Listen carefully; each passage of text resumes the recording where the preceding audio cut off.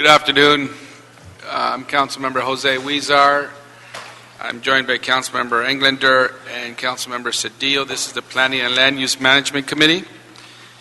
If we could call this meeting to order. And first on the agenda is item number 9, Director's Report. Michael LeGrand, Director of Planning. A few things to report. The Planning Department's been vigorously working on our budget submittal for the Mayor's Office, and that is complete, and we're happy to transmit that. In addition, we've been working on a number of large development projects making their way through the City Planning Commission, as well as a number of large policy items, such as the update to the sign ordinance, and we're really excited to have been working on that for a number of years in concert with the Plum Committee. In addition, our study on making Los Angeles a healthy city continues. We've released drafts to our advisory committee, and we'll be looking forward to bringing that forward in the next coming quarter to the Planning Commission. So we're happy to see that policy program move forward.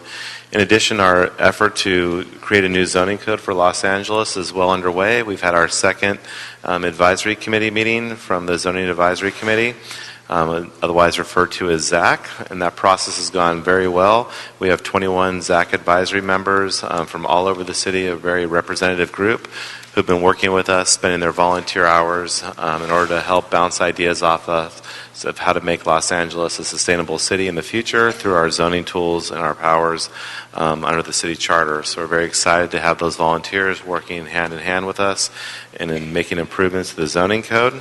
And we'll be having monthly meetings with them as long as those are necessary throughout this program. That concludes my report. I'll be here for any questions. Thank you, sir. Any questions, comments? All right, thank you very much. We'll receive and file that item. Item number 1, we will put on consent. No objection. Item number 6. Do we have we have no speaker cards. We'll put that item on consent as well. Item number 7.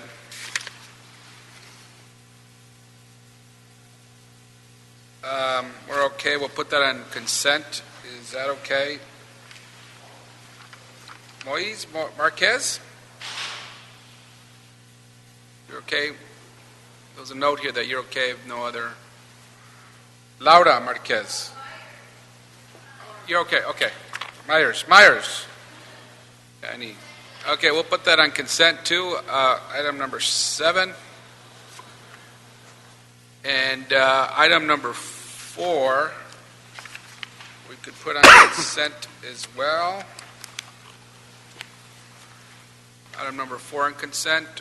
Item number 5 will go to consent. And so those items will take up on consent, if that's okay. No objection. We'll take up item number 8 at this time, please. Item 8, council members, is an appeal by Ricky Hirschfield and Richard Hirschfield. I'm sorry. We do have. Okay. I'm sorry. We do have. We're being. We'll take up item. I'm sorry. Sorry about that. We have a number of speakers and also a council member here on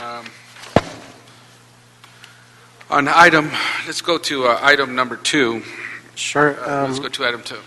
Councilman, item 2 is a motion by Councilman Price, seconded by Mr. Bonin. It's asking Transportation and City Planning to provide an analysis relative to the Figueroa corridor and the need for cycle tracks versus bicycle lanes.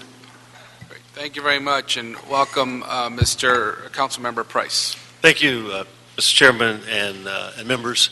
First of all, I'd like to thank my colleagues for allowing me the privilege to come before you and discuss this critically important project for my district. I also like to thank all the community stakeholders who are with us today for being engaged in this discussion. Let me say how excited I am about this new and innovative project, and I'm thrilled that it's happening in South LA. MyFig is a visionary urban design project that will really help Los Angeles seal its commitment to bringing public space to life and will allow us to bring the first set of cycle tracks to Los Angeles. For me, it's crucial that this project be a success so that it serves as a model for the rest of the city and the nation. As a successful project, I hope that we can eventually expand MyFig south of MLK to have even greater reach to where the project can meaningfully impact citizens where they live. As an added bonus, I see this as an opportunity to invite more people to our South LA community, where they will discover an area full of unique shops, restaurants, and world-class cultural destinations. But for this project to be a success that we all want to see, I think we need to get things right. MyFig, as currently designed, would eliminate some arterial lanes of traffic in the 9th District, significantly impacting traffic and potentially negatively impacting businesses that produce hundreds of local jobs. As it stands now, the design could tack on at least 30 extra minutes of drive time for drivers traveling from MLK Boulevard to 8th Street on Figueroa. I also understand the concerns of our business community who are worried about how reducing car lanes is going to impact their businesses. My concern, which I expressed several months ago, is that some necessary and reasonable alternatives have not been properly vetted. This is why today I am proposing an alternative that allows us to mitigate some of the traffic and foot traffic concerns while still preserving the transformative intention of the project. Expanding the My Figueroa project couplet to Flower Street would allow access to some of LA's major resources, including easy access to LA Trade Tech, where thousands of students commute daily, as well as the Expo line and the Blue Line. I'd also like to take the opportunity to ensure the committee that in discussions with the state, expanding the project into Flower Street is feasible and possible with council directive.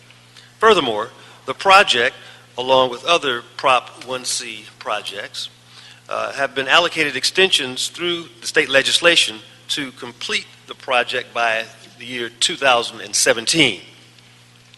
The couplet, I believe, would reduce the number of traffic lanes removed from Figueroa, and it's a model that has been embraced by other urban centers and hailed as a success by the bike advocate community, including in Long Beach and in New York, with great success. I'd like to reiterate my commitment to ensuring that this project be held up as an example of innovation and urban design, and that the end result is something that residents and business owners in my community can be proud of.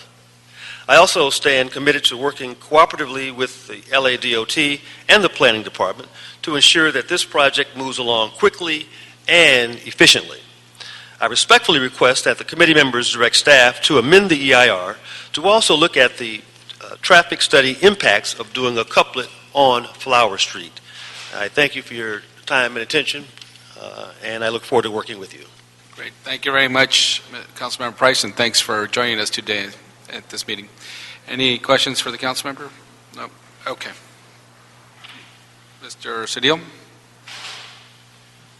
Given the design of downtown, the series of one-ways, Flower, Grand, Olive, Main, Spring, would there be an objection to looking at kind of the entire area to see that we remain consistent with the mission and the goal, but at the same time not limit us in trying to see would there be another... No, I wouldn't have those objections. I certainly am focusing on those portions of the project that are in District 9. Right. It does border the 1st District and portions of the 14th. Yep. I'm open to be collaborative in that review. Because we abut that area, and also, absolutely. We should look at all options. We shouldn't close them off. Absolutely, I agree. Okay. Great. Thank you very much. Thank you. Thank you. And now we could ask staff from the Department of Transportation and Planning to please come up and have your presentation on this project. Yeah. Hi, Councilman. My name is David Summers from the Department of City Planning. And I'm Tim Framo with the Department of Transportation. so as as the council member was just discussing the proposed Figueroa Streetscape project, it's about 4.5 miles of a combination of streetscape improvements and bicycle facilities along the Figueroa corridor. It proposes to introduce the first cycle track within the city of Los Angeles. That's the protected bicycle lane that separates bicyclists from the adjacent travel lane. To give the process backdrop, the Department of City Planning is a partner with the Department of Transportation in reviewing this project and going through the project approval. Our department had prepared an environmental impact report to support the general manager's determination, and that EIR was certified back in August of this year. Subsequent to that, an appeal was filed in September by the Shamus Auto Group, and there was really 4 points enumerated in the appeal, but essentially the essential argument is that the EIR failed to adequately disclose the potential... Excuse me, I'm sorry to interrupt. Terry Kaufman Macias. We're on item 2, the report. Is that correct? Yes. I'm sorry, you didn't call it? He didn't call number 3. So Okay, yeah. So you should limit your comments to the Yeah, number so say it's to the price motion. Thank you. Okay. Okay. And it's so we're just responding to the price motion, which is... Yeah, but you could also The first council member's describe what the motion. project is as you were, in order Okay, to right. describe the Right. price motion. Right. So, Right, my apologies. Essentially just a backdrop of the project. It was initially a CRA project, and with the disbandment of the CRA, it was taken over by the Department of Transportation. As I was saying, the Department of City Planning has been a partner with DOT on conducting the CEQA analysis and taking that through with the environmental impact report.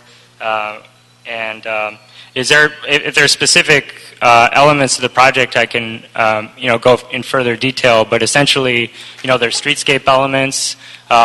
There's a combination of cycle tracks and buffered bicycle lanes. It's not a cycle track along the whole corridor, but only in the southern and northern portions. And then there's several segments where it reverts to buffered bicycle lanes, which is more of a standard bicycle lane, but that provides additional separation from traffic by just a painted buffer strip. okay. Thank you very much. Any questions right now for staff? We probably do have some after the full public speakers. If you want to ask them now, we could ask them now or afterwards as well. I'm just interested on the in evaluating this. Did you do like comparative studies, other cities, what other cities are doing that are comparable? What are the experiences that have that density?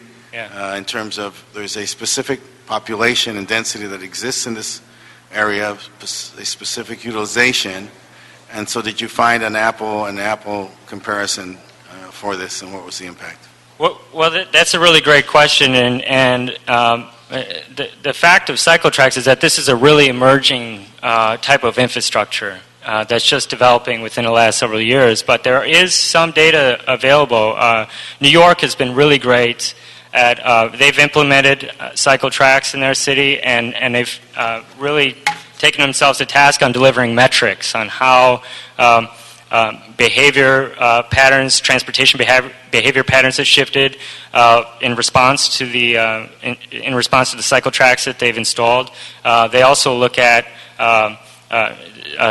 speed, travel times. They look at economic data, taking data from sales tax revenues and looking at before and after, and also comparing the performance of those corridors with other kind of similar corridors that don't include a cycle track, so they really get a good comparison on how the economic performance of that corridor is being undertaken.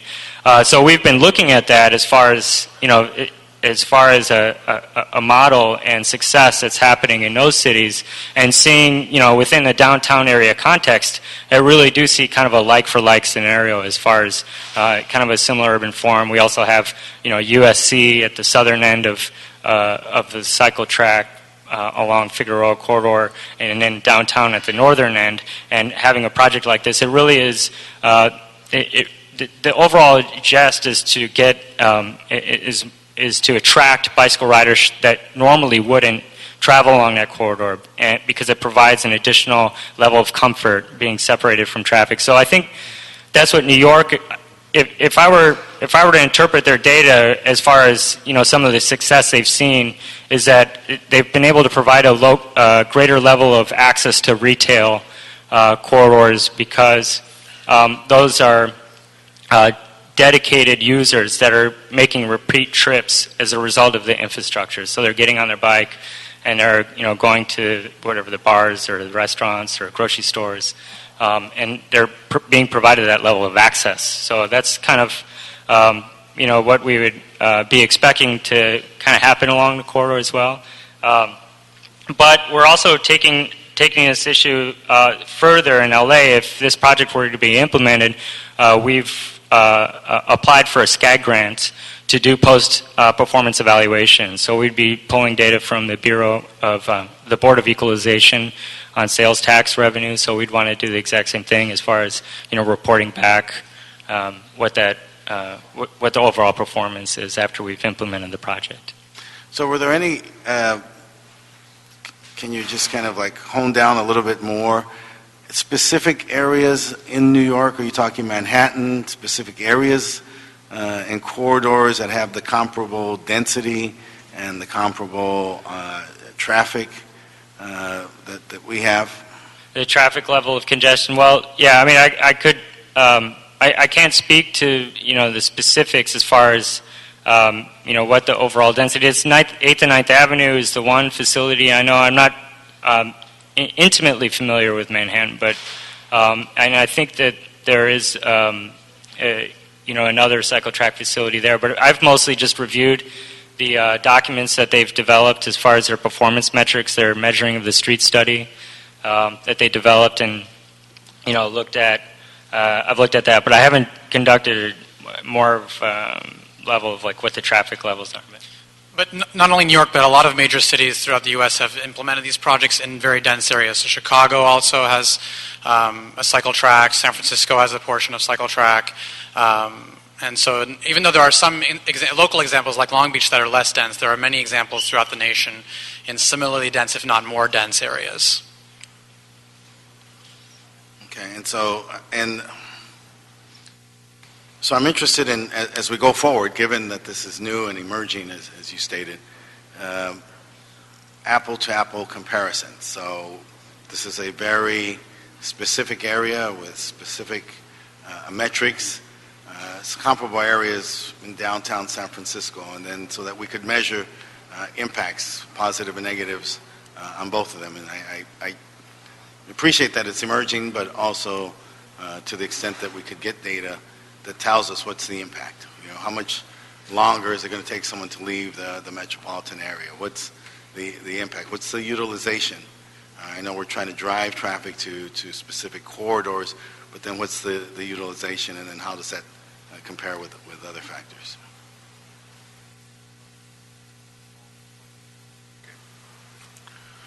Great, thank you. And so what we will do then is open it up to public comment, and then we'll come back for our committee discussion. First speaker is Dominic Rubalcaba, and we all have 1 minute. Council members, Dominic Rubalcaba, and I represent the Seamus Auto Group. I am the appellant on the next matter, which I'm not going to speak to at this time, but we are strongly in favor of the motion that Councilman Price has promulgated. We think that would address all of the issues that we're going to raise in our appeal. If your committee was inclined to do that, it would eliminate our need to appeal the EIR in its totality. But we really strongly support that motion. And we think the points that he's raised there, I'm ready to elaborate on them in detail to show you why he was right and correct. Thank you. Thank you. Aaron Aulenta. After Aaron Aulenta is Don Ward. Good afternoon. My name is Aaron Aulenta. I'm here today as a representative of the Figueroa Corridor Business Improvement District. The Figueroa Corridor bid has been in place for 17 years, laying the groundwork for revitalization of the area that has seen approximately $3 billion in new investments since the bid inception. Geographically, the bid spans the My Figueroa project area on Figueroa Street from the 10 freeway to Expo Park on Martin Luther King from Figueroa to Vermont Avenue.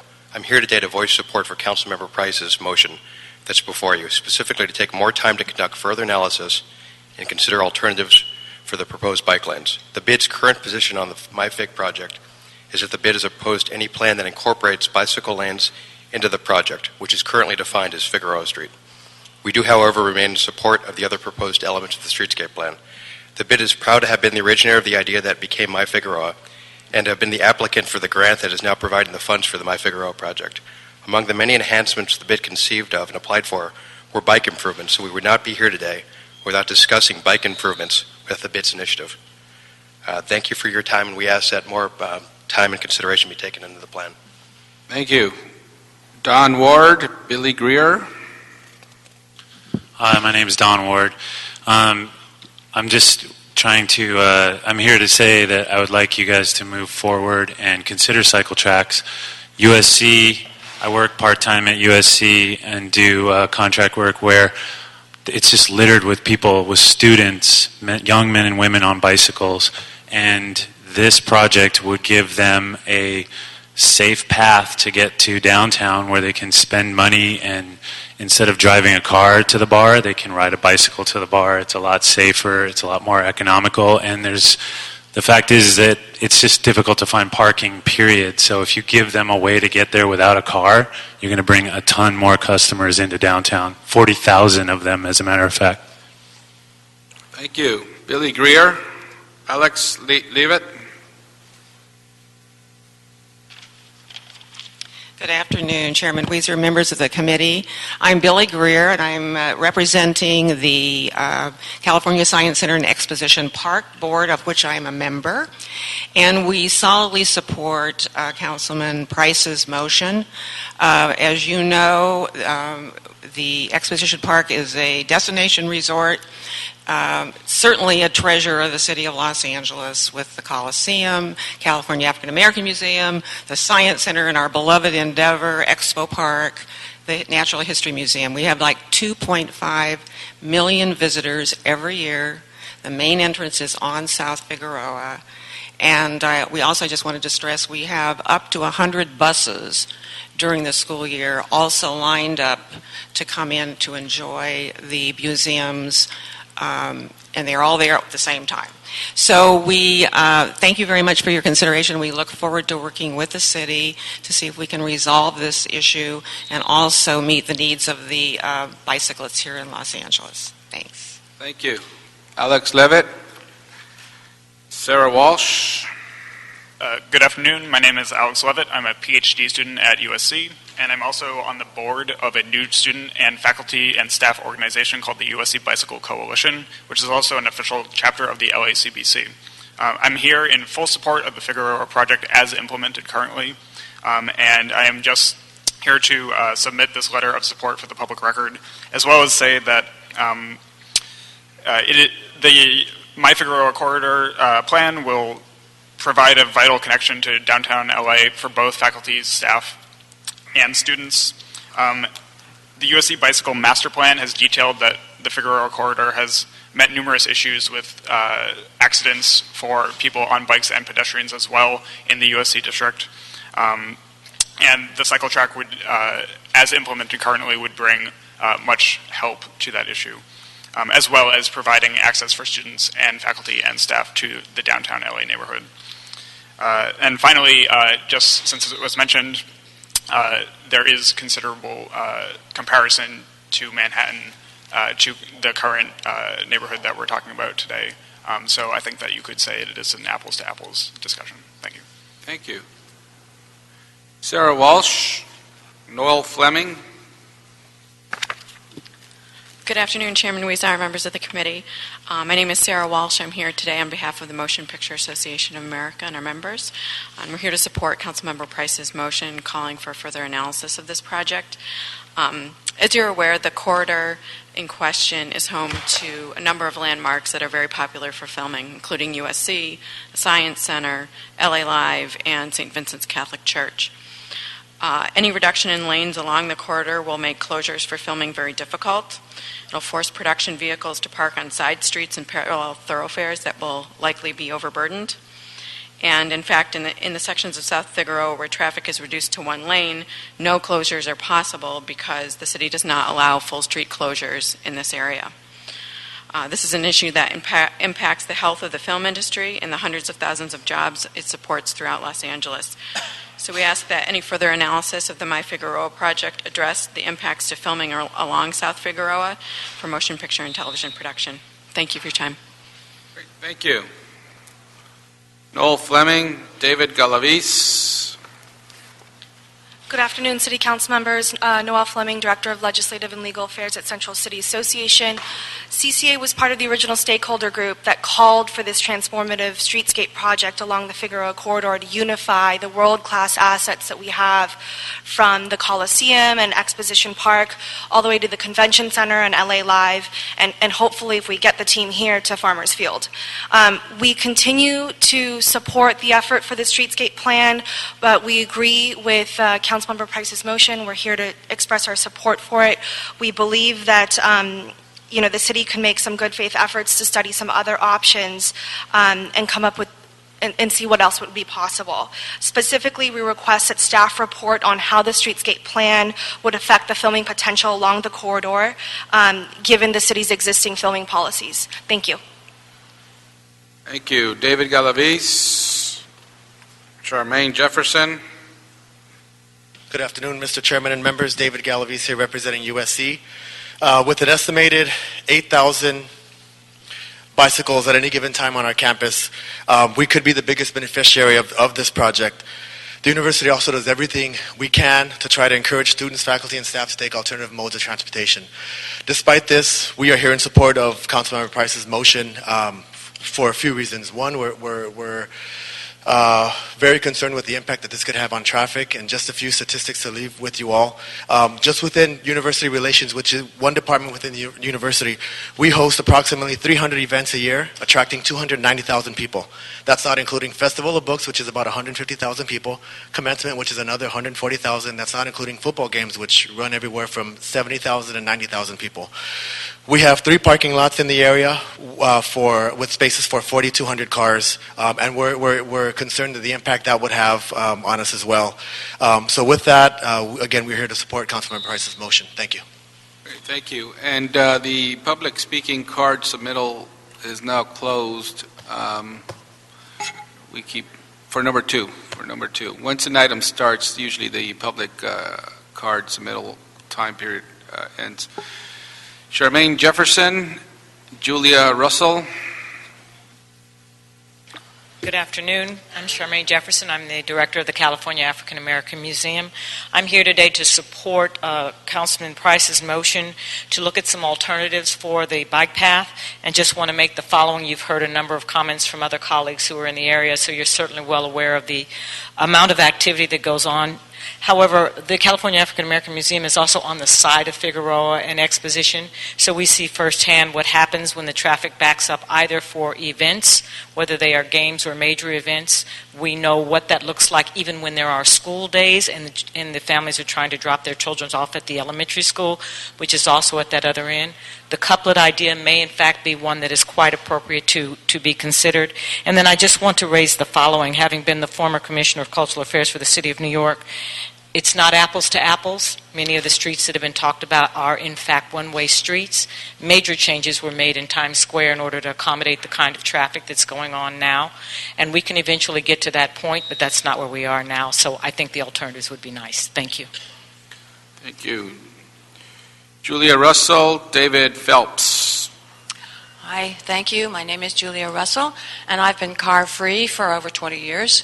And I've been riding a bicycle and taking public transit. And I have to say that over that 20-year period, it's sad to report that car traffic has become more aggressive in relation to bicyclists than they were 20 years ago. And so I want to speak in support of this project, particularly in support of the separation between bicycles and automobiles for the safety of bicyclists. And I think this is important not only to save lives of bicyclists, but for all of our health, because we are helping to protect your and our air quality by riding bikes instead of driving cars. Thank you. Thank you. David Phelps, Deborah Murphy.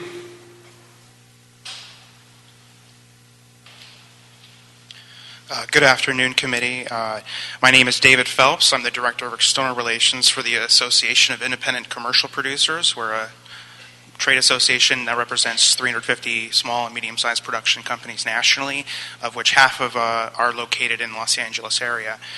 We're here to speak in support of Councilmember Price's motion for further study of the Figueroa project. We're supportive of the project, but we also need to recognize that a large amount of film production also takes place in the downtown area. Last year, of the 8,000 commercial production days that were shot in the Los Angeles area, 3,000 of those 8,000 shoot days are shot in downtown Los Angeles. So a project of this magnitude would have a significant impact on how our companies get access to and from the area. And in some parts, the project may reduce access on Figueroa to one lane, in which a lane closure would not be possible, and that will heavily impact production for us. Thank you. Thank you. Deborah Murphy. Will Wright. Good day, council members. I'm Deborah Murphy. I'm a consultant to the Department of Transportation, and I was the consultant to the redevelopment agency who wrote the grant almost 6 years ago now for this project. I just want to make you all aware of the limitations of the grant in terms of what money can be spent in additional soft costs, things that aren't about doing construction on the project. Right now, we've pretty much maxed out our soft costs on the Figueroa Streetscape project. The HCD, our funding agency, does not allow transfers of the hard costs to soft costs. We've spent a lot of time doing the design work on this project and the current environmental review of the project. So I just want to make you aware that there are limitations within the granting of this project funding in terms of doing additional environmental review as well as whatever redesign. We would need to consider where that money would come from to pay for these reviews.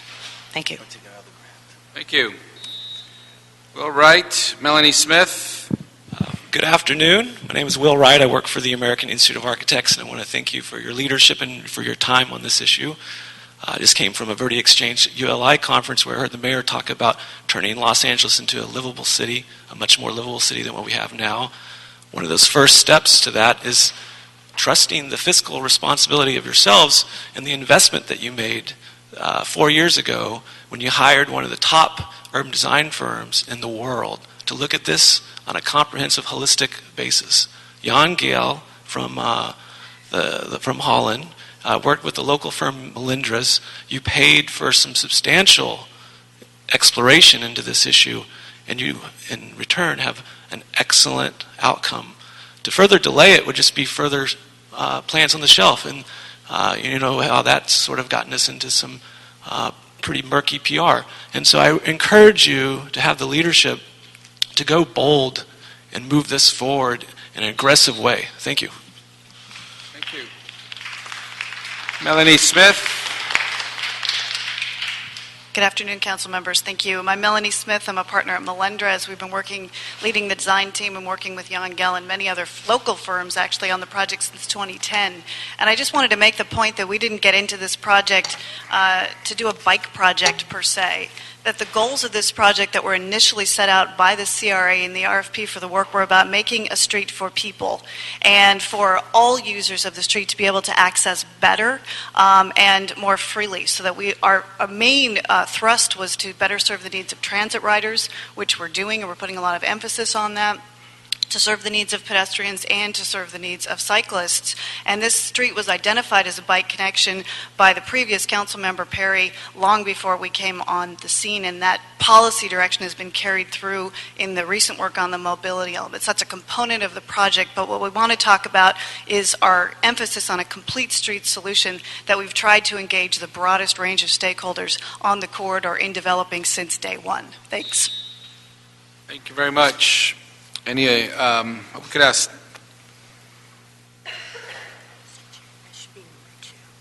Okay. Richard Parks, our last speaker. Hi, my name is Richard Parks. I'm here on behalf of the School Site Council at the Alexander Science Center School located on the corner of Figueroa Street and Exposition Boulevard. Our school serves 650 students who live in the Figueroa corridor. And we're here, we wanted you to know that we strongly and unanimously support the My Figueroa Streetscape project as proposed. The protected bike lanes, pedestrian lighting, widened sidewalks, and enhanced bus shelters will significantly enhance safety for our students and their families. The My Figueroa Complete Streets project will transform an intimidating auto-dominated corridor into a more beautiful and balanced pedestrian, bike-friendly environment. You know, I want to just say that we're incredibly excited this is coming to South LA. But it's so critical that we have an opportunity for active transportation for the kids who are coming to and from our school every day. And I would just urge you, on behalf of the School Site Council, again, to support the project. Thank you. Thank you. Could I ask staff to come back up, please? And are there any questions or comments? No.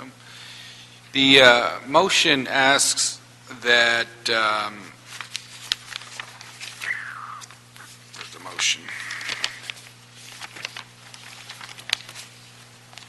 to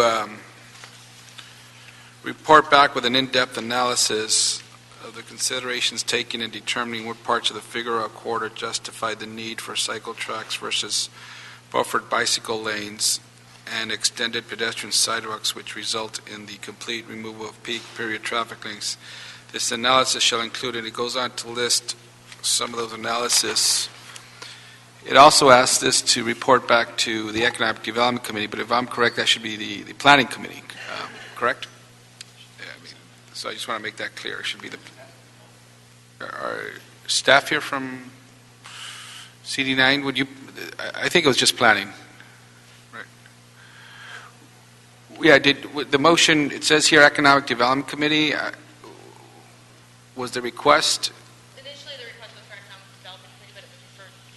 Here, okay, it's Plum. All right. Where does the council member want the report to go to? Okay, sounds good. Okay. And I think there was also a request by the council member when he spoke in his opening comments, a request to have a traffic study, to consider traffic study impacts along Flower Street as an addendum to the EIR. That's what's before us today. So we just want to ask if there's anything you may want to comment on this, or even CD9 might want to comment on what's on before us today. If I could jump in first, perhaps. Ken Bernstein, I'm Principal City Planner for the Policy Planning and Historic Resources Division. Just wanted to pick up on a point that Deborah Murphy made in her testimony regarding the grant funding associated with this project and the resources that would be necessary to move forward. First of all, we greatly appreciate the input of Council District 9 and the Figueroa Corridor and Exposition Park stakeholders as part of this process. Having said that, as was indicated by Ms. Murphy, the grant funds for this project, this was originally a grant to CRA that LADOT has taken over. Those grant funds for the traffic analysis and this technical work have been exhausted at this point. So I think we would ask for, we hope, a friendly amendment to the request from Council District 9, if that could include some identification of the resources necessary for planning and DOT to be able to follow up and conduct that traffic study, since those resources are not available within our department currently. Yes, we could put that addendum to identify those funds. I assume there's some reserves. There's always stuff coming up, so someplace, right? Okay, well, we'll put that addendum in there, yeah, okay. Now, Sounds good. Don't forget we're talking to the council member. broaden the scope, the geographic scope a little more than that, to look at Grand, Olive, the one-way corridors in the area.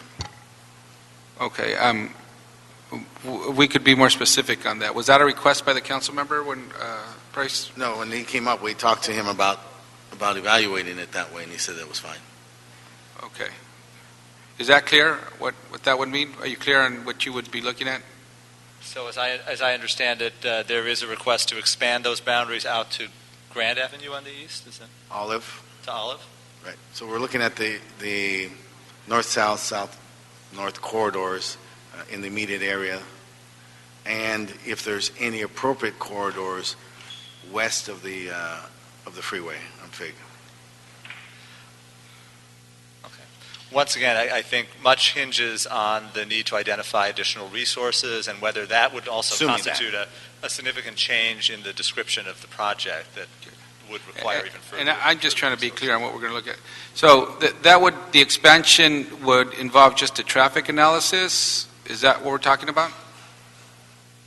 Is it a traffic analysis on the expand? Is that what it's being requested? I think another issue to point out, Ms. Murphy is pointing out a map that was submitted along with the grant, that some of that is actually east of the identified project area, and whether, in fact, the funding for the project is limited to the original geographic scope as defined. So I think there's some follow-up to work. I think we can work with Council District 9, but it does appear that there are some limitations geographically to consider as well. Okay, but gotcha. Before we go to that point, I just want to be clear that what we are asking for is additional traffic studies. The traffic studies are being expanded. Correct? Okay. Is that what we're asking for? Okay. So the additional traffic studies are being requested in that geographic area as described that goes up to Grand and Olive, right? And then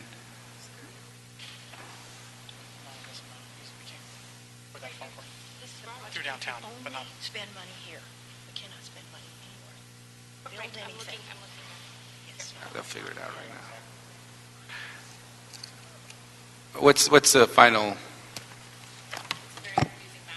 Our council office is committed to working with planning and transportation. So you guys will commit to work on what that expansion may be. Okay. And what is feasible? What's feasible within the respective grant area, right? Whatever we were allowed to use the grant with. Okay. That's how we got there. Okay. I just wanted to add one item on the flower couplet concept.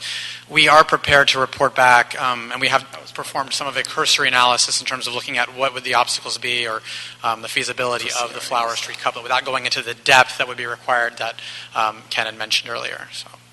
Okay. So with that, and those two amendments to one amendment, it's the motion, corrected motion to report back to this committee and to look at that expanded area for the traffic study impacts as an addendum to the EIR. I would like to get this back as soon as possible. So is 30 days sufficient? It really determines the scope of what we'd be evaluating. If it's to look at an alternative proposal that has been identified as sort of a couplet, to do a full-blown traffic study requires hiring a consultant and doing traffic analysis, and that's a little bit more involved than being able to just. All right. So for right now, we'll say 30 days. If at the least we'll get a report back as to where we are. We could provide a status update, but and we'll further define the scope as to whether a full-blown traffic analysis or additional environmental work would be necessary. And you'll work with CD9 to bring that here before you come back in 30 days. Okay. So is that okay with my colleagues, and move that item as amended? Yeah. Yes. Okay. No objection? So ordered. Thank you. We'll see you in 30 days on this item. Thank you. Thank you. Next, item number 3, please. Item 3, council members, is an appeal by Dominic Rubalcalva. He's appealing a CEQA determination by DOT relative to the proposed Figueroa Streetscape project in CD 1, 9, and 14. Okay, thank you. For this pending the other stuff, we're going to hear from CD9 to have them make that request. President Huizar, the action that the committee took on 2 could impact the... This, yeah. Let me hear first from Council District 9 on this item. This is an appeal that does impact, we're doing further analysis. So, would it be your desire to see that we also bring back this appeal at this time in 30 days to see what that would be like in 30 days and have the information before us and then make a further determination at that time? I think that would be useful. Okay, good. What I will do is, since people did come out to speak today on this item, I will allow the public speaking to go forward and keep the rolls open in 30 days again. So we'll hear the public item today as well. But our intention so far is to bring this item back within 30 days on item number 2. Okay, thanks. And with that, let me start with the appellant, Dominic Rubalcaba. The rules are that the appellants and the applicants in any project have 5 minutes. So I'm not saying you have to use all the 5 minutes. All other speakers are 1 minute. But you do have 5 minutes since you're the appellant. Thank you.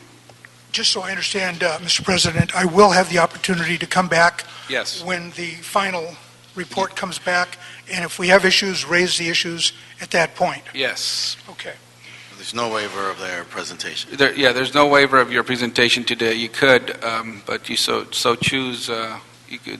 There's a couple of things, though, that I want to clarify that I think are very important with regards to the directives that you've given to staff. Number one, the project area is the entire yellow area included in this chart, and it's in the exhibits that I provided to you. I believe it's an attachment B to exhibit number 2. This shows the map of the project area. The project area goes all the way east to Broadway. So included within the project area are Flower, Grand, Olive, Hill, and Broadway. So just keep that in mind. That's very important. And the most important thing that I want to say at this point is under CEQA, Article 9, Section 15126.6, the lead agency is required by law to provide reasonable alternatives to your board. That means the DOT has to have done the analysis that you've just ordered them to do. The EIR does not have any of those alternatives contained therein. Master comment number 10 speaks to alternatives, and there is not a single additional street that is identified, that is considered, or any meaningful discussion as to the alternatives of placing parts of the bike lanes on any of the other streets. CEQA requires that. I've given a copy of the code section, Article 9, 15126.6 to your council. I alluded to it in some of the exhibits that you have in front of you. And it is my strong suggestion that if you do not want to have an EIR, there will be subject to court review and denial, that staff needs to consider reasonable alternatives. In the comments, master comments number 10, staff writes 3 reasons why alternatives were not considered without naming them. In general, it says that we did not look at alternative streets because some did not provide complete connections without naming the streets or discussing them. Other alternatives did not connect bike riders to their preferred destinations, and some streets lack sufficient width. CEQA is very specific as to what standards need to be considered in the elimination of alternatives.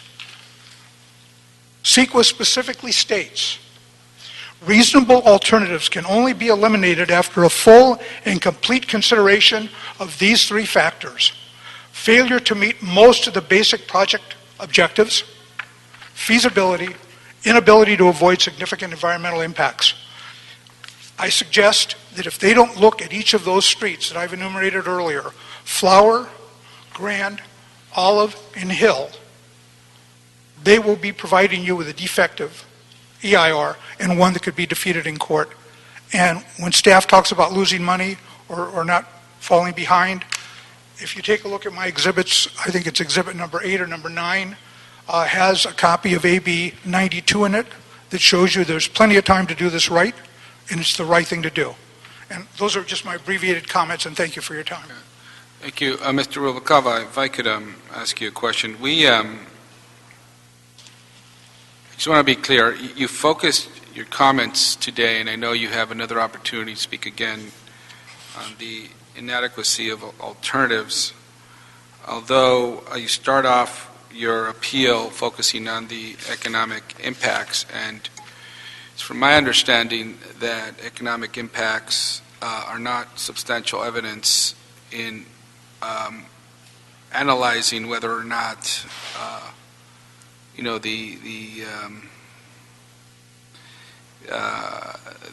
it's deficient for CEQA purposes. There was nothing in the presentation that I was going to make that was going to address that. Okay. So I will say, for point of clarification, the EIR was certified, and on the last day available to file an appeal, I received a phone call at 12:30 advising me that an appeal had to be filed by 4 o'clock. I ran in to the city planning department to file the appeal since they were part of one of the lead agencies. I was told that was the wrong location. I left. I went upstairs to building and safety. I made some other inquiries. Eventually, I was able to establish that that was the right location.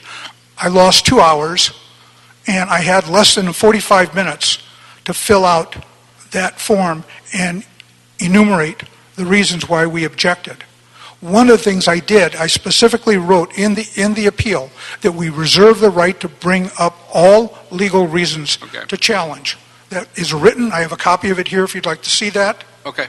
And there are many other reasons why the EIR fails to meet the requirements of CEQA. But first and foremost, there is nowhere in there that they provide you with any other alternatives. The second, just briefly, you got me there, is an exhibit, I believe it's number 17, or if I'm not mistaken, and it is a compilation of the environmental impacts measured by time that is nowhere in the EIR. Okay. The EIR really needs to be fleshed out, and I'll leave it at that. Thank you. Okay. Thank you very much. Patrick Clancy or Clary, and Don Ward. Hi, I'm not an expert on SECA, but I come as representing my neighborhood, and I'm a bicyclist, a member of the Natural History Museum, and I'm disappointed that delay has been ordered based on this motion. I think the alternatives are a little irrelevant since it's called the My Figueroa Corridor Project. It seems like it should address only Figueroa. They obviously had limited resources. The protected cycle tracks would be great to see in Los Angeles. I appreciate the improved infrastructure overall of all the bike lanes and routes, but cycle tracks on a busy street like Figueroa would probably be necessary. Considering the location near these tourist destinations, it'd be great for visitors to the city to experience that. And I think it's part of what could make LA a world-class bicycle city. I would hope you move forward with the project. Thank you. Thank you. Don Ward, Kathleen Smith. Hi, my name is Don Ward, cyclist.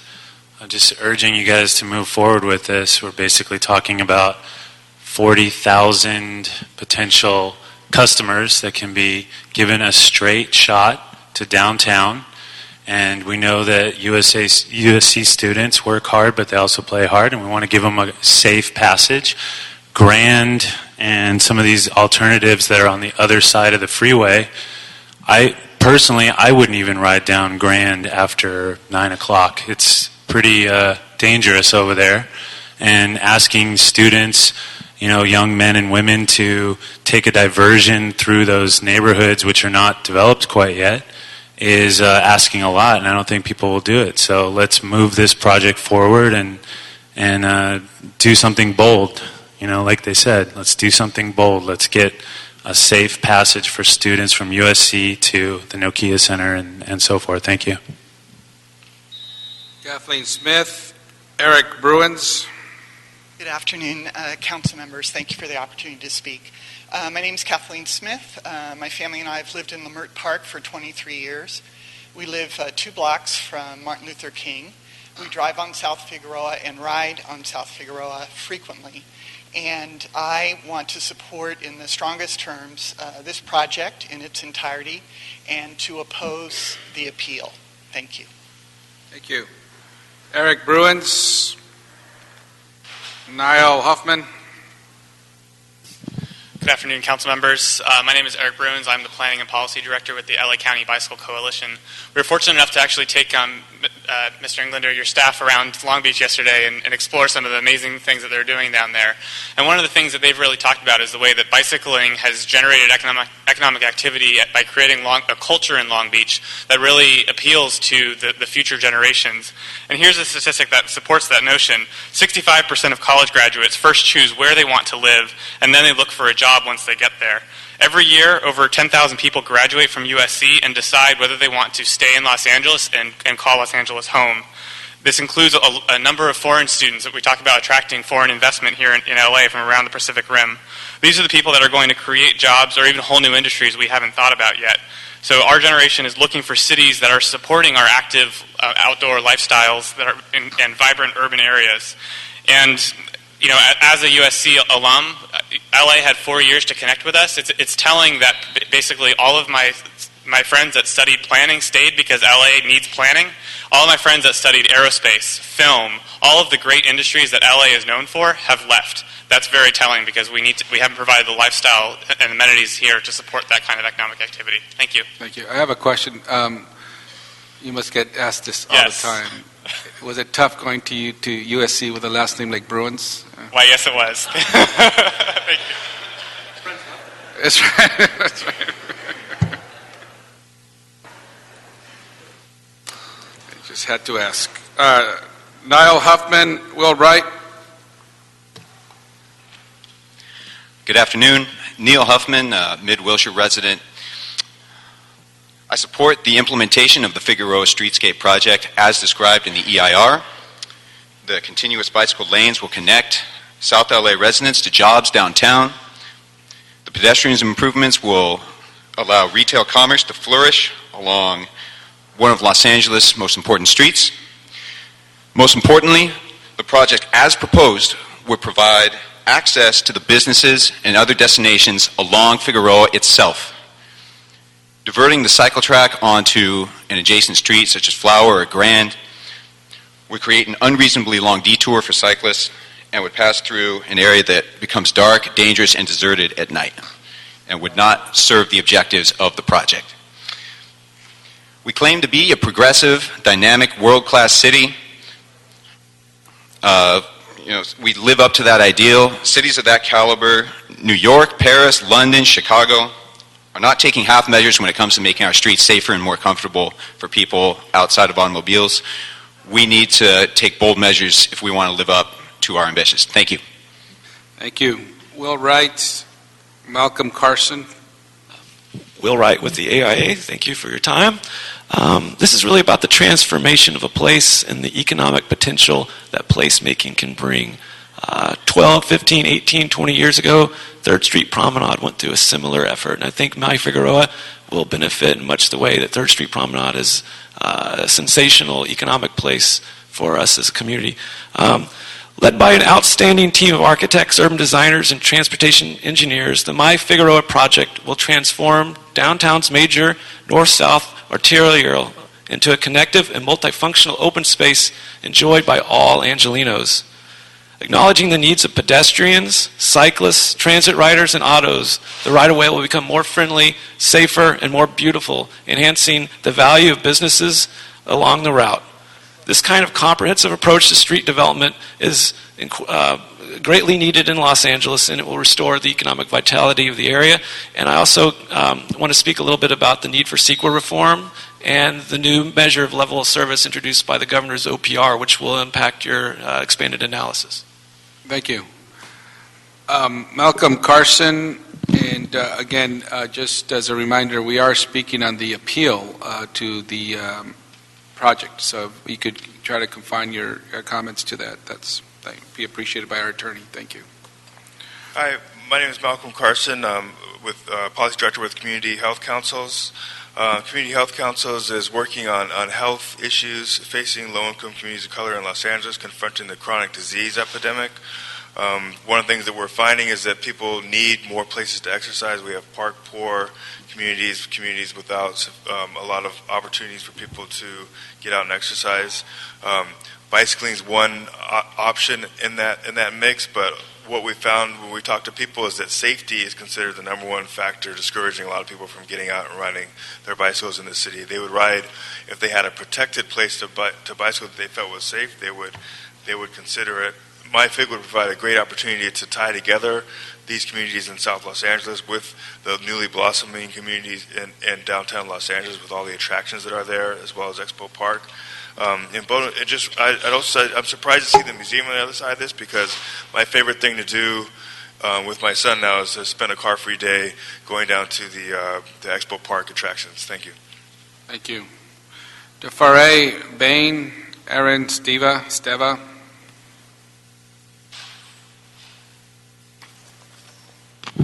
Thank you for your time. My name is Tafari Bain. I'm with Trust South LA. I'm the Recreation Program Director there. We are very in support of this project. We're opposed to the appeal. We have engaged with hundreds of daily users of Figueroa, including families, businesses, students, and parishioners all along the Figueroa Boulevard. And we found overwhelming support for transforming this corridor into a safe space for multimodal transit that brings more people and brings people scale to the corridor in a way that is not really necessary. Figueroa is a great street in the making, and these kind of improvements can help to bring more business, greater vitality, and ensure that this becomes a place that people talk about across the world. We believe improvements like this will be critical to bring in true sustainability to our transit infrastructure across the city, and by ensuring quality spaces for bicyclists and pedestrians on all of our great streets. We, again, oppose the appeal and are very much in support of this project. Thank you. Aaron, Steva, Amores, Ramirez. Hello, Erin Stevo with Community Health Councils. I'm also a cyclist commuter. I support the MyFig proposal as described and urge opposal to the appeal. The MyFig project is a visionary project that LA needs to be a first-class city, and it also would create more safe and inviting streets. More importantly, perhaps, it provides safe, active transportation connections between underserved areas. I hope to see the MyFig project done quickly, and also to see it extended to other areas like further in South LA. Thank you. Amores Ramirez, Erica Moreno. My name is Andres Ramirez. I'm here on behalf of the South LA Mobility Advisory Council. Our coalition of bike advocates in South LA oppose this appeal. We want the MyFig project to be brought in full to South LA. We commend the city on its approach of making the city friendly for different modes of transportation, and we hope that that extends to different parts of the community like South LA. Thank you. Thank you. Sorry about that. Andres instead of Amores. Erica Moreno. Hi, my name is Erica Moreno. I am here to represent the voice of many students and youth that live in and around the USC and South Los Angeles area. And also as a woman, I strongly advocate the fact that Los Angeles' first cycle track needs to happen as soon as possible, despite any appeals that a certain special interest group has made. Clearly an interest group that does not have the special interest of the city's people at heart. The MyFig project is by far the safest alternative to any sort of riding on the streets, bare street riding, sidewalk riding, incomparable to buffered lanes, especially on such a traffic-ridden corridor. It is imperative to consider the safety of the ever-increasing population of cyclists in the Los Angeles area, men and women alike. keep in mind that this is the population of cycling individuals, which I'm a part of, that is inheriting the future Los Angeles. And if this is the way we are choosing to travel, then we must accommodate this move, especially if it is a move away from auto traffic. And the cycle tracks will only spur this on. So please make the safety of these cyclists the priority when making your decision. Thank you. Thank you. Judge Paget, Miguel Ramos.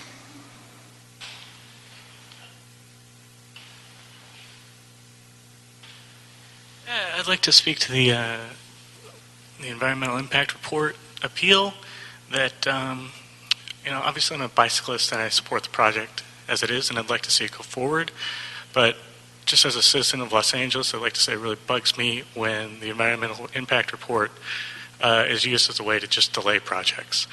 And it seems like from public comment earlier on the other motion, number 2, I think if you have the record, people who were supporting that said, if you rethink 2, then we'll back off on the appeal of the environmental impact report. Obviously the environmental impact is going to be great if you're taking away lanes of cars and replacing them with bicyclists and increasing the amount of bicyclists in Los Angeles. So the environmental aspect of it, I'd just like to see, as a citizen of Los Angeles, that the environmental impact is really just concerned with the environmental impact and not a way to further delay projects that are going to benefit the city like this one. Thank you. Thank you. Miguel Ramos, Dennis Hinman. Hello, my name is Miguel Ramos. I'm here with Multicultural Communities for Mobility.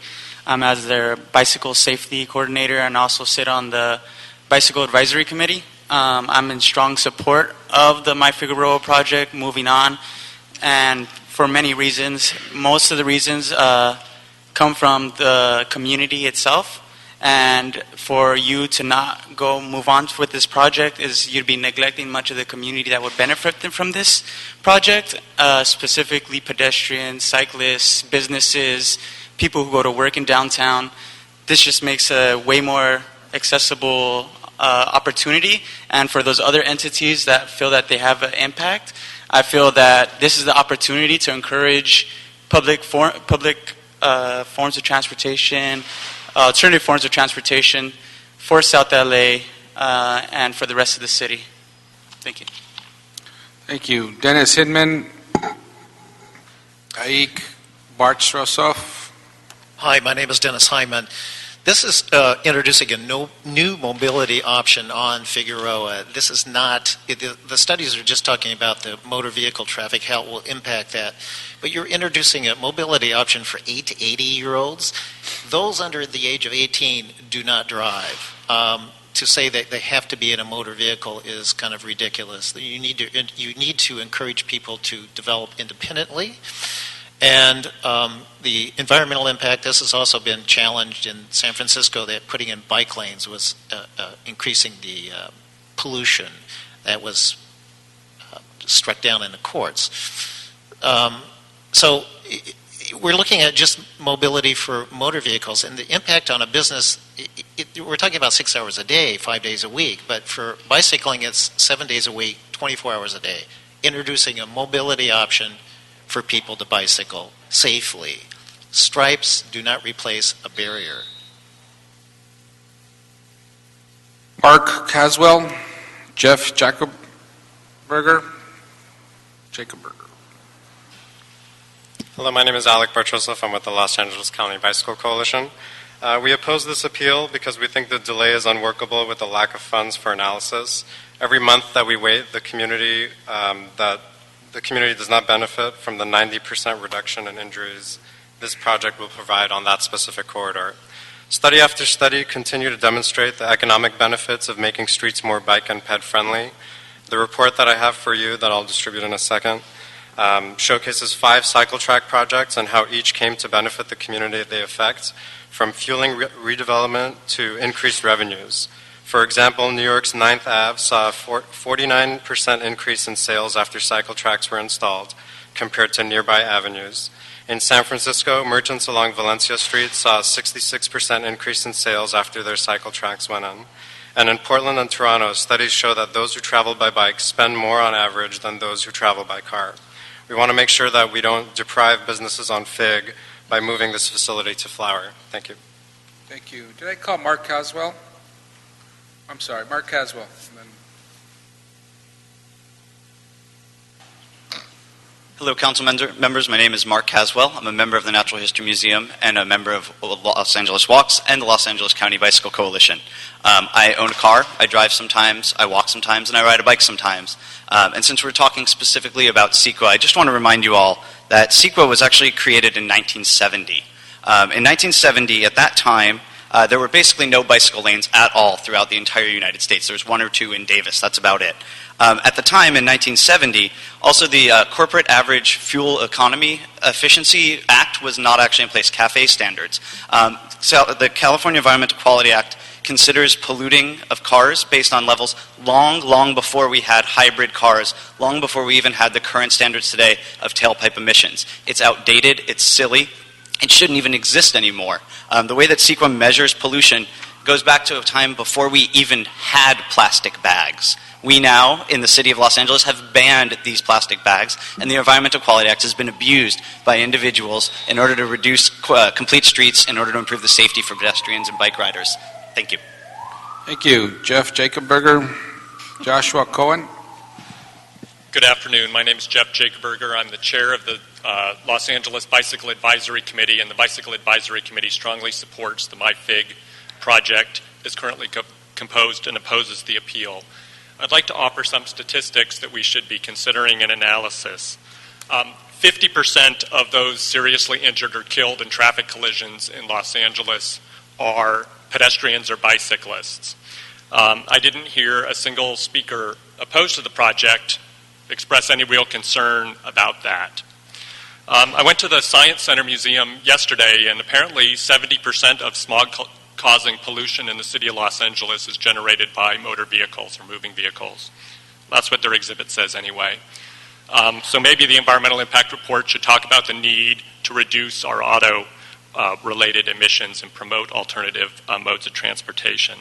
Finally, the city of Los Angeles has 28,000 lane miles of street. That's enough to go around the world. Bicyclists are asking for 0.02% of that. All we want to do is go to Exposition Park and back. We don't need to go around the world. Joshua Cohen. Russell Brown. My name is Joshua Cohen. I'm a personal injury attorney. I'm a cyclist commuter, and I represent injured cyclists. And I would like to let you know about my opposition to the appeal. Delay kills people. A lot of the people in Los Angeles who ride bikes do so because they don't have a choice. They have no way to get to where they work. And a lot of those people are undocumented. A lot of those people may be citizens, may not be. We just don't know. How many? There's no way to tell. This is a civil rights issue. And to impose on those people the requirement that they somehow get a car and drive so that they're able to get to work without being injured or killed is immoral. And I would like you to know that people that hire me also work for the entertainment industry. They also are attorneys. I represent people that benefit from all of the economic activity that takes place in Los Angeles. Time's up, sir. Time's up. Oh, okay. Thank you for the opportunity. Thank you. Russell Brown, Victor Aquino. Thank you. Russell Brown, downtown resident, and also speaking for the Downtown LA Neighborhood Council. We were fortunate to have more than a dozen meetings over many, many years and support the My Figueroa project. I'm speaking more for myself at this point. I find it disappointing that after almost 4 years of working with community meetings that we're now at a point that some folks want to start from scratch and basically turn this into sort of a mush of a plan that incorporates almost all of downtown and is no longer a Figueroa-centric plan. And My Figueroa, taking the connections of Exposition Park to Staples Center and LA Live and just turning it into a amorphous plan that maybe you wander the streets of Pico Union and you can sort of figure out your way back to downtown. Please sort of stay with the focus that we have and keep it a My Figueroa plan. Thanks. Thank you. Victor Aquino.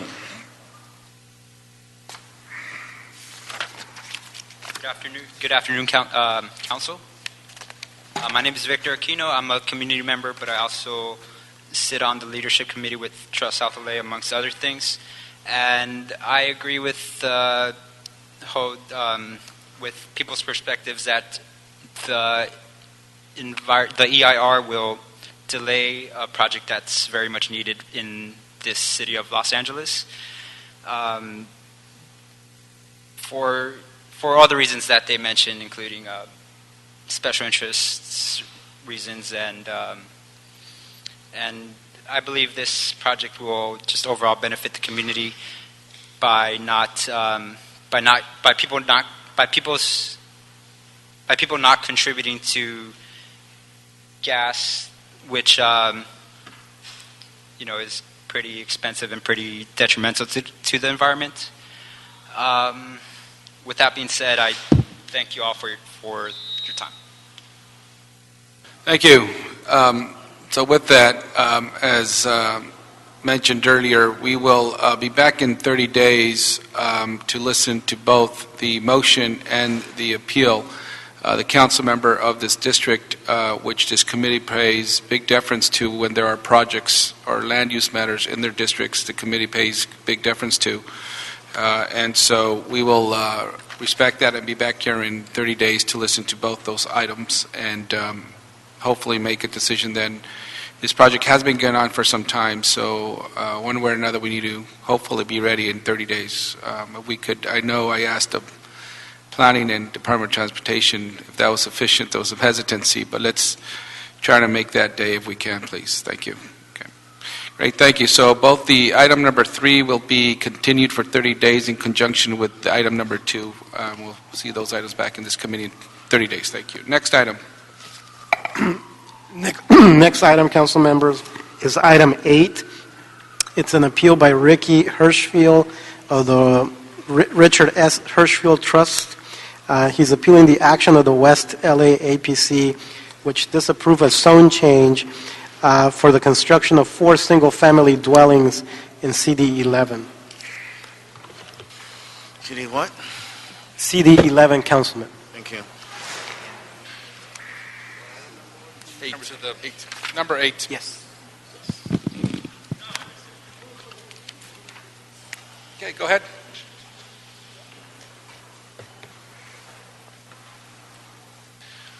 Good afternoon, members. Greg Shoup, representing the Planning Department. What you have before you is a straightforward zone change that was initiated by the private applicant.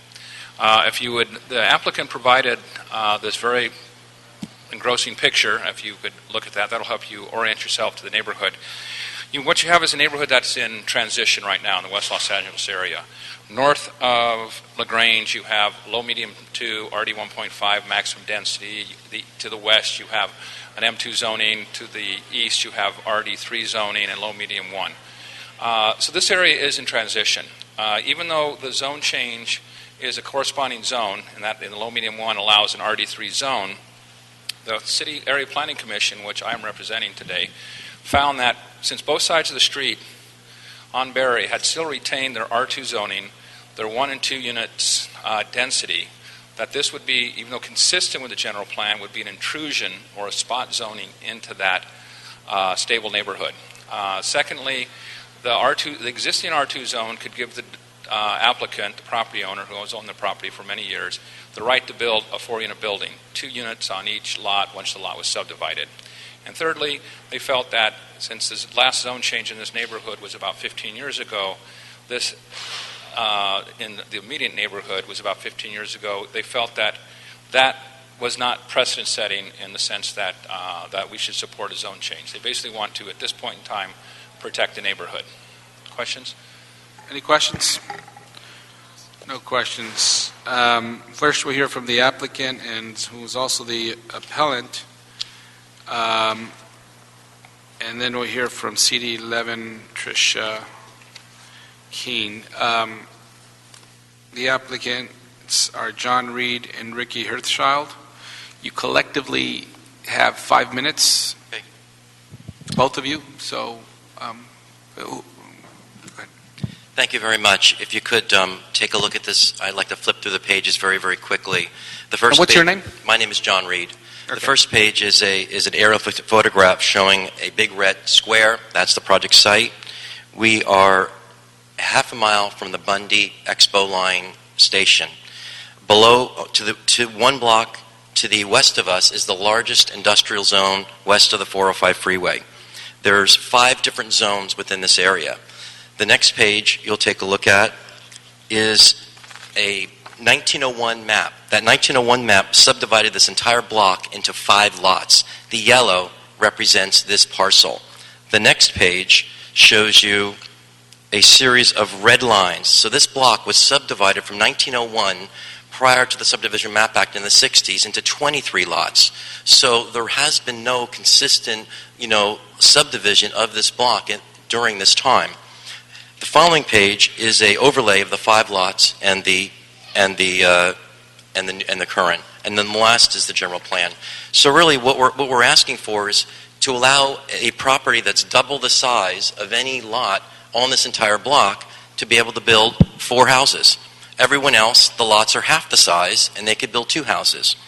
So the question is how is this a hardship, and why isn't this approvable if we're consistent with the zone? The next issue really deals with Commissioner Donovan from the West Los Angeles Planning Commission, and we attached a transcript which basically said if this was a 4-lot, 2-story project, 30 feet in height, he would approve it. Well, when you look what we're proposing, that's exactly what we're proposing. He's suggesting we start a 2-year process from scratch all over again and apply for a different application. So what we're suggesting is that, for a number of reasons, and if you read the transcript, you'll see there is an inherent bias on the commissioner of West Los Angeles Planning Commission regarding this case. We wouldn't be here. He kept telling people it was an appeal. He kept telling, the other members of the commission that this project was going to create a precedent, which it wouldn't. He's suggesting wait till the West Los Angeles plan is updated. Well, it hasn't been updated for 20 years. It may not be updated for another 10 or 15 years. It's not on the calendar now. I don't think zoning should be stagnant. And I think that given, the merits of this project, the size of the lot, I don't see any reason why we shouldn't be granted a zone change. Just as an image, this is two-story houses. Want to build 4 houses on almost 1/4 acre in West Los Angeles, a half a mile from the Expo line. This is not a very, very dense or inappropriate or out-of-scale project. It's completely consistent with the neighborhood. Driving down the street, you'll never know there was even a zone change. Ricky, would you like to say something? Ricky and his family are here. Okay. Thank you. And I have a question. On that whole block, it's currently, all of them are zoned RD2, correct? So if you take a look at, yes, on each side of the street between LaGrange and Mississippi, they're all zoned R2, but all the lots are half the size. So for us to get the same density of everyone on the street, we needed to go RD3. RD3 is not giving us more density. We want 4 houses on a lot that's twice the size of everyone else. But we can't do it because the RD2 zone limits the density to 2 units regardless of size. So RD2 is 5,000 square foot lot. It doesn't matter if you're 5,000, 10,000, 50,000, 100,000. You only get 2 houses. Why don't you subdivide then and then... So unfortunately, because of our lot width, we're at 96 feet. We'd have to go for variances. So what he's saying is why don't you start over, go for variances, and once again, it's a discretionary action. With the zone change, we're consistent with the general plan. There would be no variances. Okay. Thank you. Thank you. Tricia Keene from Council District 11.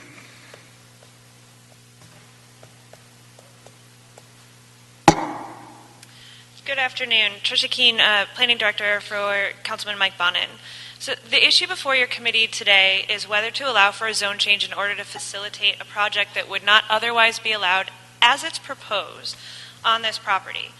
As you know, the West LA Area Planning Commission voted to deny the zone change request, and as staff indicated, one of the big concerns was that the zone change would introduce a new zone on this block a block that currently does have consistent zoning on both sides of the street and is consistent with a lot of the zoning in the surrounding area.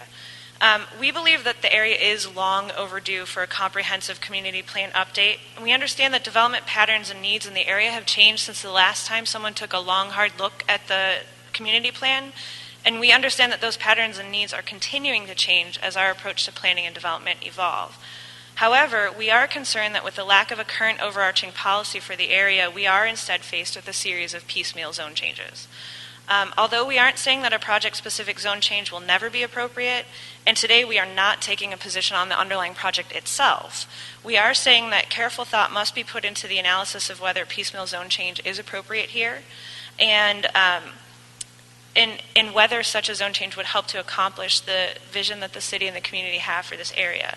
So we therefore ask that you would uphold the decision of the Area Planning Commission to deny the zone change and accordingly deny the appeal. Thank you. Thank you. To staff.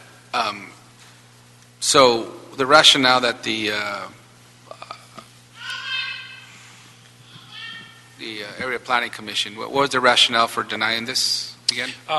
Even though the general plan and most of our general plans allow the corresponding range of zones, low, medium, 1, which this is planned for, allows for an RD6, an RD5, an RD4, an RD3, which is basically the density. RD6 is 1 unit per 6,000 square feet. RD5 is 1 unit per 5,000, 4,000, and 3,000.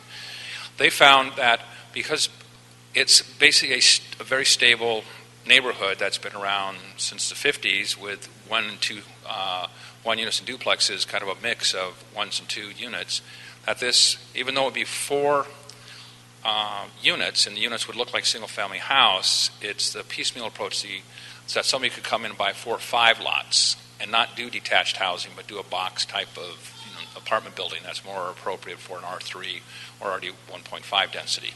So that was their concern, not so much the project, but that at that point that somebody would assemble larger pieces of property and build a bigger project. Thank you. Thank you very much. And colleagues, I think that the local area planning commission and the local council office, I think, if they could, they're rationalizing this based not only on how to get there, but they want to figure out how is the best way to get to more consistency in the area. So considering the testimony of the local council office and the area planning commission, I'll move to deny this and deny the appeal. Mr. Englander. Just, I wasn't sure if that's what I heard. Maybe I misunderstood. I don't have a copy of the letter from the council office. I think it was just read into the record. But for clarification, was the council office taking a position on this particular? I understand taking a position on not having piecemeal. We've got to update the plans.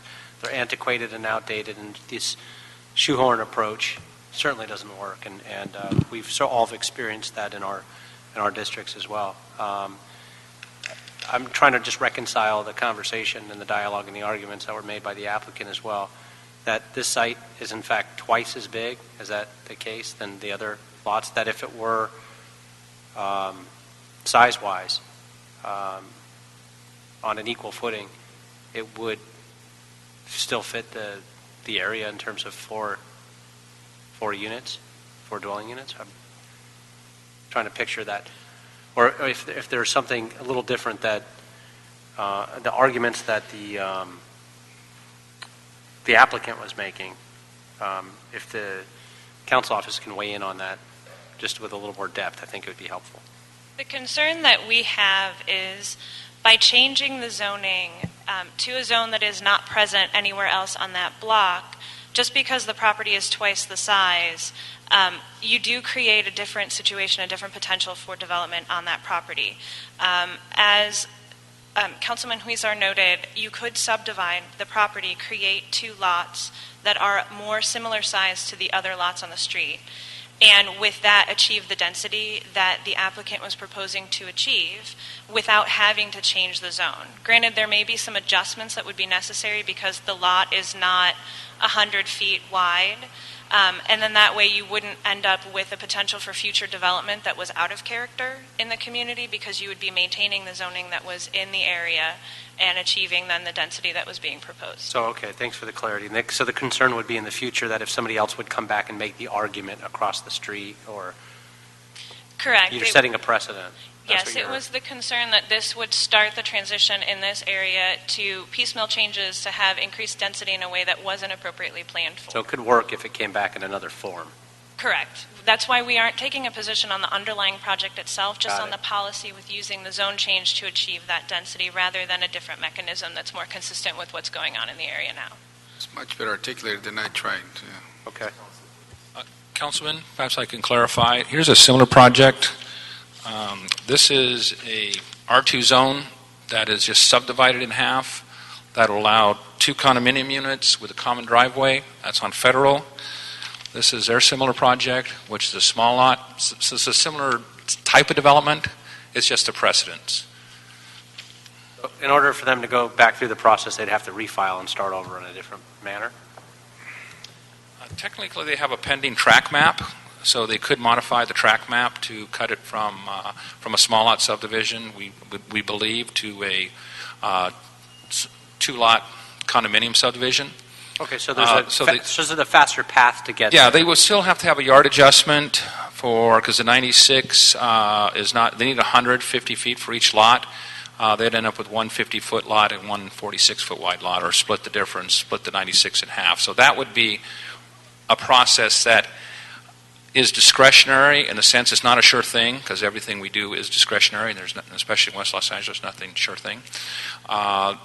So that's the risk, but they already have started by amending the map. What would a vote of this body do? Would they have to start all over if we or if the applicant agreed to continue the process and refile and work?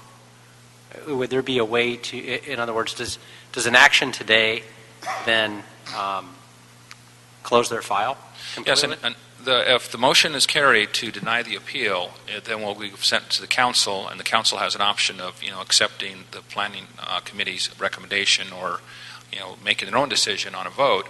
So that would lock out the zone change. That wouldn't preclude the subdivision or other subsequent planning actions. Just that the zone change would be just the zone change portion. So so their application would remain still active, and they can... Yeah, their track map would still be active because we're not acting on that. Mr. Cedillo? So what I hear is that the concern is no comment on the project and a concern with respect to setting a precedent. To me, then, my way of looking at this would be then to declare that this is not precedent setting. I'm not concerned about setting a precedent. I think that if you do that, the subsequent projects still have to go through the same process. There's no waiver. There's no establishment of a new criteria or new definition of the area. But if it's necessary, it seems that one of the ways to address the precedent-setting aspect of this is to declare that it's not precedent-setting, that there are aspects within the framework, as was discussed here, that are so compatible in this instance, so compatible with the nature of the area that they persuade or permit us to support the project with the understanding that it's not precedent-setting. Councilmember Cedillo, in our presentation to the Area Planning Commission, we adopted Q conditions that we typically, and you're aware that we adopt these for all zone changes, and the Q conditions are unique to the property. In this case, for example, the RD3 zone allows a 45-foot height limit. We found that most of the heights there were 30 feet. The applicant agreed to a Q condition to limit to 30 feet, 2 stories. So we do have the ability to condition it to basically fit in the neighborhood. Right, and it appears that you've done that so that what I've heard is that there's simply a focus on precedent setting, and given both the factual kind of compatibility, like those restrictions you drew into it, and the fact that we're simply splitting it, it's like 6 or half a dozen, that they essentially get us to the same point, that then a way that would both facilitate the objectives of the office and the goals of the developer, simply to state with real clarity from this committee that this is not precedent setting. Yes, depending on how the appeal goes, we would amend our report to include findings of that nature, that this is not, precedent setting as far as future actions on behalf of applicants. So let's do this. We'll send it to full council without recommendation, and instead of taking a vote, and I'll keep my 100% consistency in this council, in this committee. Of we always agree on things. It's not always a bad thing, right? People think that's probably a good thing. And so we'll send it to full council without recommendation. And my concern is I kind of agree with the council member of the area's office, because all of this is RD2. And should they be RD3, it'd be like one RD3 zoned parcel in a whole block that's RD2. And so when I asked, well, why not just subdivide, they said, correctly so, which is, well, there's various setback requirements. Well, there's a reason why there's setback requirements, because you need the consistency of that neighborhood with the other RD2 zones. So I kind of agree with the local council office, but it seems like there's some disagreement on this committee, so we'll send it to full council without recommendation. Okay. Great, thank you. Next item. Public comment, Council. I don't think there's any public comment, so that adjourns this meeting. Thank you very much.